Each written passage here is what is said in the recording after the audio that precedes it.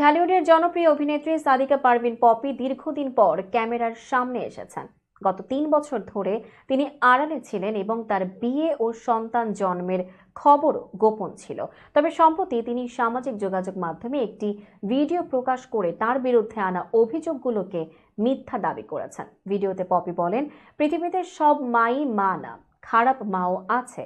দুর্ভাগ্যবশত আমার মা হয়তো আমাকে সেই পরিমাণ ভালোবাসতে পারেনি। আমার পরিবারের কাছে সবসময় সোনার ডিম পাড়া একটা হাঁস ছিলাম, দুধ দেওয়া একটা গরু ছিলাম, টাকা ছাপানোর মেশিন ছিলাম।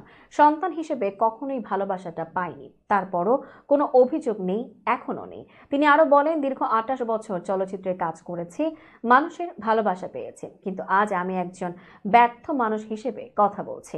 সবার মন জয় করতে পারলেও আমি যাদের জন্য কাজ করেছি তাদের মন মতো চলতে পারিনি। পপির বিরুদ্ধে তার পরিবার জমি দখলের অভিযোগ তুলেছে।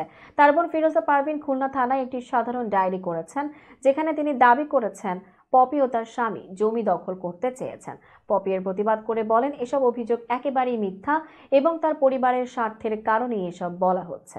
তিনি আরো জানান, পরিবারের অত্যাচারের কারণে তার ব্যক্তিগত জীবন অত্যন্ত কঠিন হয়ে পড়েছে।